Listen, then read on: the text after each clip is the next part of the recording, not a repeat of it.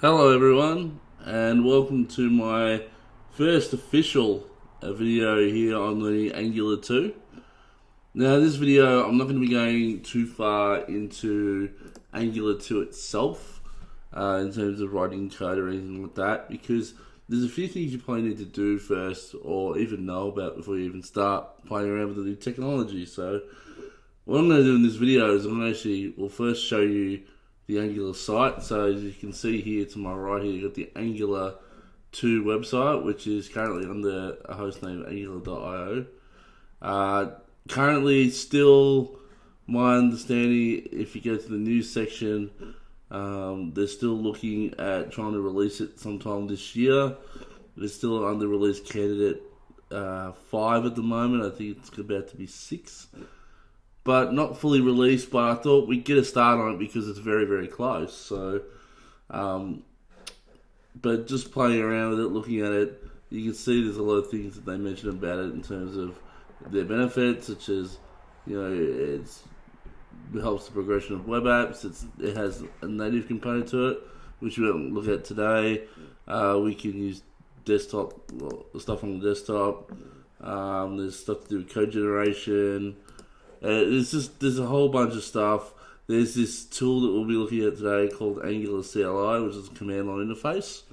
It works within a lot of IDEs and a few other bits and pieces, but basically it's a brand new version of Angular. It's not a slight upgrade of Angular JS. That is pretty much not thrown out the window completely, but everything that you write for Angular 2 is going to be written completely differently. I can tell you that. If you've seen my previous videos on Angular 2 where I'm actually mucking around with it a little while back, I think it was a few months back now I did that, you'll see that when I was going through it, the code is completely different to anything in Angular JS. But it will be very interesting because apparently this is much faster than Angular JS was, as well as it's a little bit easier to understand. Like, I think the thing with Angular JS is the concept of scopes and that kind of stuff. I think it threw a lot of people off. And I think that's why they've gone with this new approach of using components. So, anyway, I don't want to get too much into detail for that.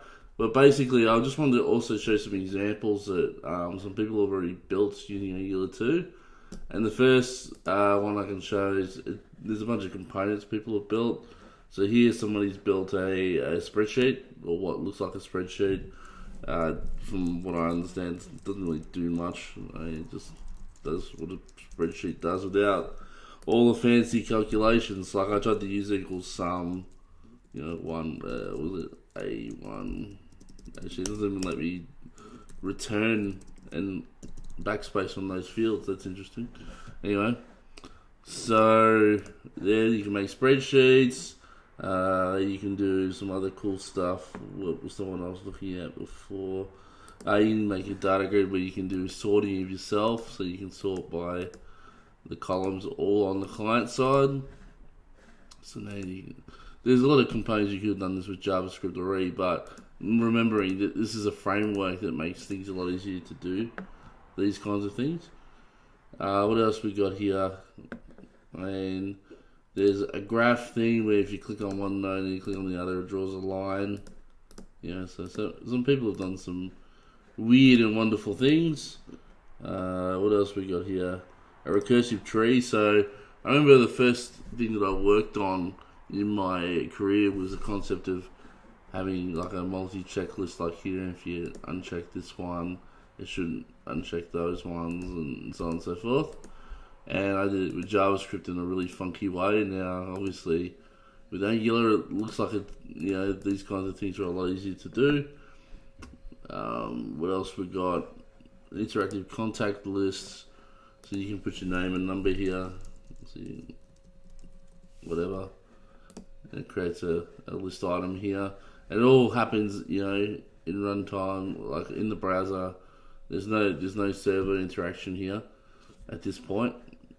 So it's just showing you that you can do things very quickly and dynamically in JavaScript using Angular. What else we got? Is there any other cool ones? I swear I'm missing the one that I wanted to show. Which one was it? Streams. There's this ability to merge streams together. I didn't quite like. If you look at merge streams, it kind of takes numbers and runs them in parallel with each other and finishes at different times. So that's showing the idea of parallelism. What else we got? Redux. No, it's not doing the ones. Anyway. Oh, you got the form, so you still got your classic validation on your form fields like you did in AngularJS. Nothing's changed there. You can add a comment. If I put my name, Daryl, let's go blah. Yeah, puts down the text down there. Increment some counter. But anyway, that's just a few components that you can build. And it doesn't maybe not be able to impress you at this stage, but some of the things that you can do that I thought was quite cool is this. If anyone's heard of Trello, basically what Trello is, it's a website at the moment. So if I go to the actual Trello website, Trello.com, I'm not signed up at the moment, but you can build like task boards. So you can say, I'm working on a particular area today, and here's all the tasks that are associated with that area. And then you can have multiple areas, and you kind of break it up, and you can assign people to it. If anyone's used Jira, it's basically like Jira, and it's a real cut down version of Jira. And a lot of people use it because it's free. So, quite handy. You can do some quite cool things. Yeah, but it's a lightweight version of Jira, essentially. But basically, what this guy's done here is it's even a cut down version of Trello. But you've got your boards, each of your areas. You can say some board here. I might say, do something great today. Well, I did it twice, but anyway. Or you can come in here, I guess. Do something even better. So you just press enter. And there's your tasks. In fact, they look like they're bound together. So I think there's a bit of a bug there. But anyway, you can kind of see what they're trying to do. This is the excellent ticket. Yeah, it's doing it twice for some reason. Anyway. But yeah, so basically, and then you can go to the end, you can add another area. So another area. You've got yourself. It's still duplicating. It's very weird. Oh, you can shuffle them around. So somebody's come and done this using Angular 2. So that's a pretty cool concept that they've done there. The next one is, this one looks like YouTube. But as you know with YouTube, if you go to YouTube and you do a search, the page has to reload and bring in all the videos. Whereas this guy here has kind of just done it on the fly. So we can put things like I don't know. Let's look up. I don't know. Oh, it's basketball. Okay, and it loads everything in real time, and it doesn't actually allow you to go to the next page. You can go and you can change pages. You can see there's not much time lost in doing it. So this guy's done a really good job of getting 10 pages of videos based on what your key phrase search is in YouTube and displayed it, but we can dynamically page through them without having to wait for the server to come back with the information. So, and then obviously the videos on the right hand side here. So if I pick Allen Iverson's Hall of Fame speech, it loads over here. So yeah. So I thought that was pretty cool. And then that was pretty much the main ones.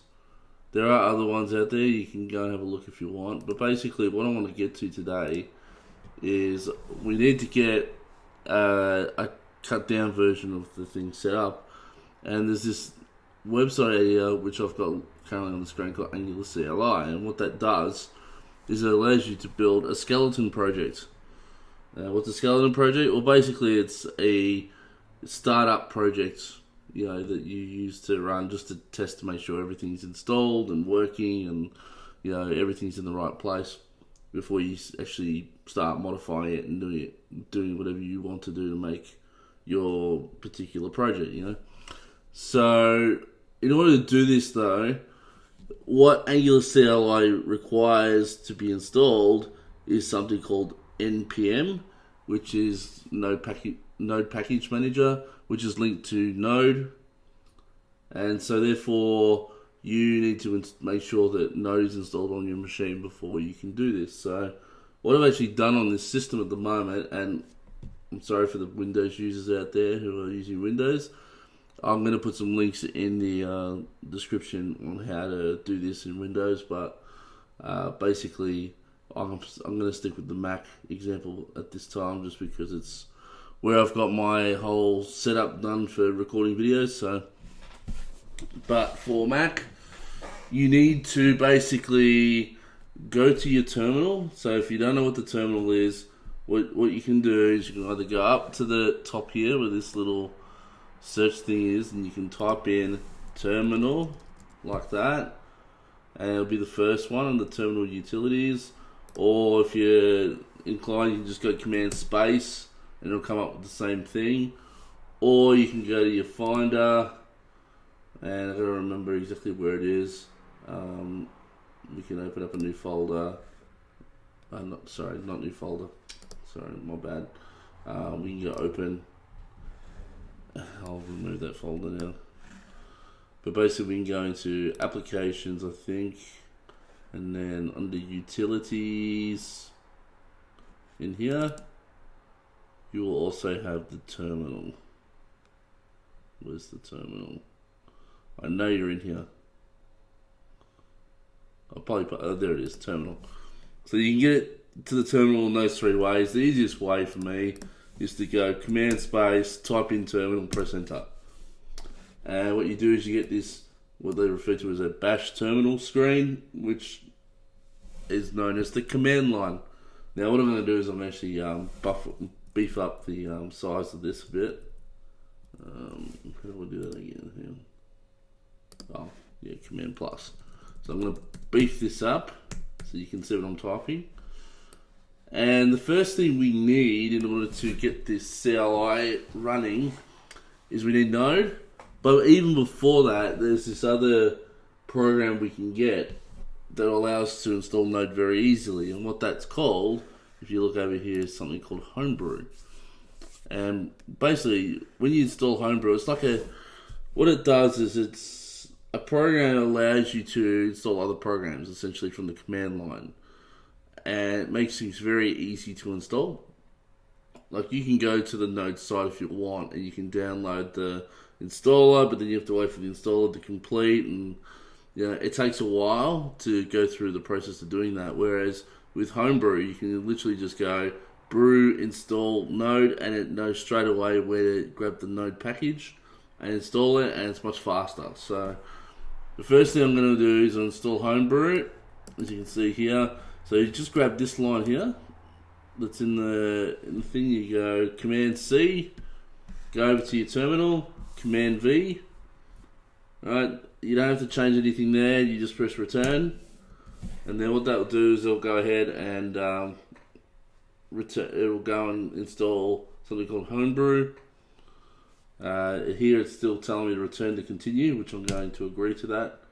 And it's asking me for a password. So the password will be whatever the password is for you to log in potentially. So I'm going to just type that in now. So now it's downloading and installing Homebrew. Shouldn't take too long. It's pretty quick.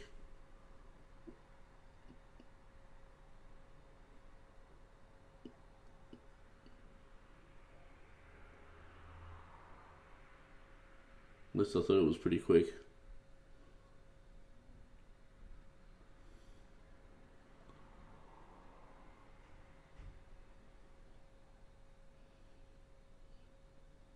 Okay, there we go, done. Okay, so that's the first step, right? Now that you've got that installed, you can just type in brew, and you'll see that you've got this whole set of information that comes in. Now, it'll show you examples on how to use certain commands within this brew thing. But for the most part, we're not going to be worrying too much about that. So the one thing that we need to do now is we need to install Node. Now it's pretty easy with Brew to do this. All you do is type Brew, install, Node.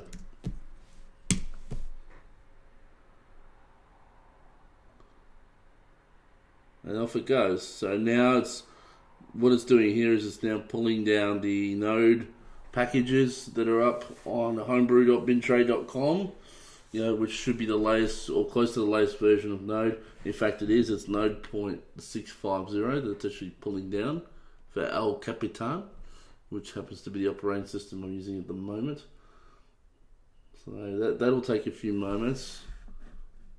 In the meantime, what I want to show you is on the right here, Angular CLI, and basically what it is, it's a command line utility that allows you to create new projects in Angular 2, as well as generate things like new files, new components, new directives, new services, whatever you need for your project, and it will actually put it in a certain place in the document, in the file structure, based on standards of which the Angular team uses. So I'm not going to show you too much of that in this first video, but what I might do is I'll just show you the bare bone version that we're about to do now and get it running, okay?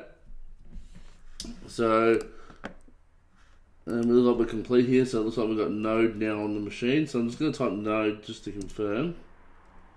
And you can see here it's trying to enter a command, so I'll just get out of that. So I'm going to exit that. And to exit Node, you just go Control-C twice, and that will exit there. Also, npm is the main executable we're going to be using to install this Angular CLI. So I'm just going to confirm that that's there, and you can see that is also there because it's showing us information about how to use the command. Alright, so now what I need to do is I want to actually get to a directory where I want to actually install Angular 2, or this Angular CLI system. So where I'm at the moment, I'm currently in my personal directory. As you can see, dduckman, it's my personal directory. So if you type ls, it'll give you a list of all the folders that are in your current directory. And so obviously here I've got my desktop, I've got applications, I've got my documents, downloads, the library, movies, music, so on and so forth, right? But I want to get into my documents now. Obviously, if you don't know much about command line commands and things like that, well, to get into a folder, you usually just go cd, so change directory, and then the name of the directory. The case doesn't seem to matter. So here I'm going to go cd documents because I want to go into my documents. And once again, I want to see what's in my documents folder. And you can see I've got a whole bunch of stuff, obviously from, stuff that I've done in other areas, teaching, Sketch, Xcode, my recordings, all that kind of stuff. But I want to make a new directory for this, so to make a new directory, you just type in mkdir, which is make directory, and then I'm just going to call it Angular 2. Right, do that, and then if I go ls again, you'll see I've got a folder called Angular 2, so I'm going to cd into there. So change directory into Angular 2, and if I do ls, you'll see that it's completely empty. Right. So from here, this is where I want to do the installation of the Angular CLI. Right.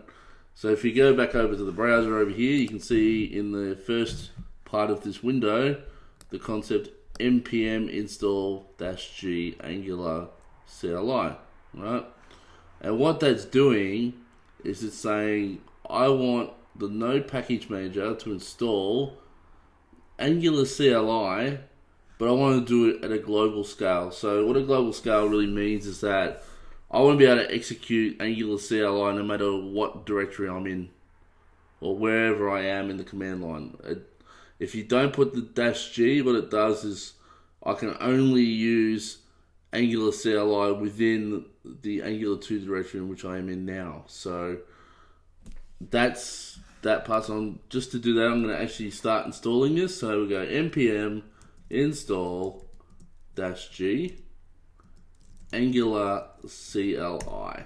Okay. and enter. And now that's going to go away, and that's going to pull down the latest version of Angular CLI into this directory. And then I'll show you in a minute how, well, just a brief example of setting up a project once it's installed. So I'll be back with you in a couple of seconds. Okay, and we're back, and you can see here it's installed a hell of a lot of stuff. If you scroll up in your terminal, you got a whole lot of stuff to do with CLI here, right? So if I go ls now, still nothing in that folder, and that's because we installed the Angular CLI at the global level, alright? So what I mean by global level, we're not going to worry too much about that at this stage. Basically, it puts it in a certain directory in your machine that's considered global for your current user, okay? But now what we're going to do is, now that we're in the Angular 2 file, we want to actually create a project. So how do you do that? Well, it's actually pretty easy. Now that we have Angular CLI installed, we have a new command that we need to type in. That's ng, right? And what ng is, it's basically the command that's used to do all the Angular CLI stuff.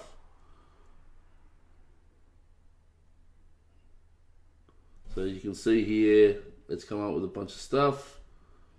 You know, so I'm not going to go through all the commands at this stage. I mean, I don't know them all anyway, so there's no point me telling you. But there's a ton of them there, and they continue to work on this on a daily basis. So you'll probably be continuing to update this on a daily basis as well. So, well, not a daily basis, but at least, you know, maybe once a week. You know. Anyway, just to get a project started, what you do next is we go ng new, right? And then you want the name of the project. So if I want to have my first project, my first Angular 2 project, right? So if I now run this, what's going to happen is it's going to create a folder called My First Angular 2 Project, and inside of it is going to be a whole bunch of files to do with Angular. Alright, so if I go return, and we're installing packages and all kinds of stuff right now.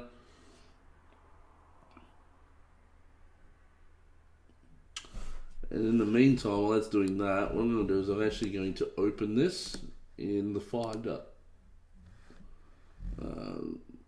You find a window, so we have documents, Angular 2, and there's the my first Angular 2 project, and then there's all these files that are in there, okay?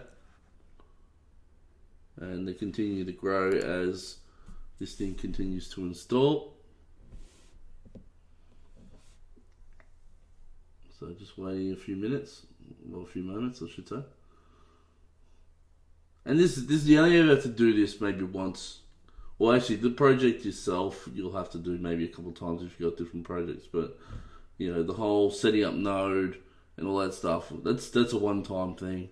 I just wanted to show you guys so that, you know, if you don't happen to have Node installed, and that's the other thing too, if you do happen to already have Node installed, which potentially you might, just type Node in the command line first, or npm, just to be sure that you don't have to go through that whole process. Because if you type in npm here and you get something already, then there's no need for you to go out and do all the other stuff that I told you to do, because you already have Node. Okay, so don't go wasting time on things that you don't need to do. In fact, I'm not sure. I think you might even break stuff if you do that. So anyway, so we've succeeded in initializing or getting all the packages and installing all the packages, right? So we've basically got all the files that we need right here. So what do we do next? Well, it's not really clear what they tell you to do next, but what I normally do is go ngserve.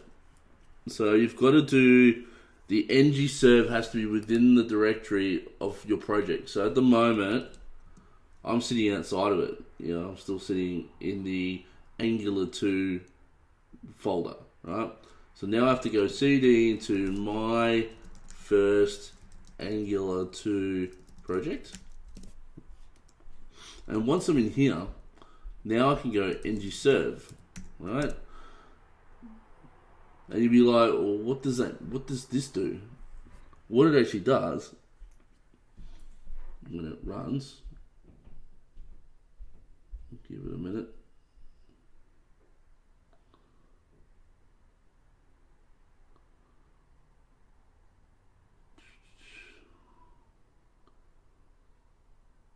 Alright, so what it's doing now, it's actually set up a web server for you already on your machine.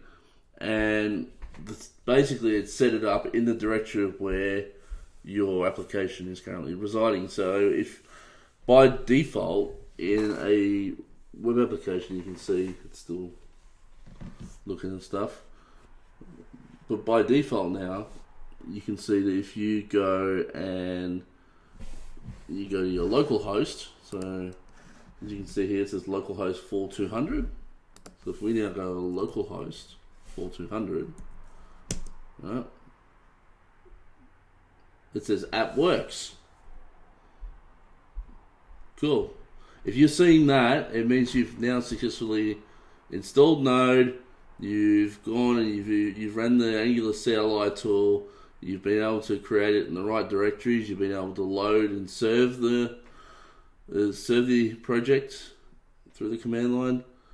Now in my next video I'm actually going to go through the content that's here, and as you can see there's a lot of files that may not make a lot of sense to you at this point in time, but in the next video I'm going to go right through it and I'm going to explain what each file is and what their purpose is, as well as maybe go through a brief example of making a change in Angular, getting started on the principles and the way to code in it. So, but I think for the most part in the next video I'll focus on the files, and then we'll start coding. So thank you for watching, and I hope to see you next time. Thanks. Bye.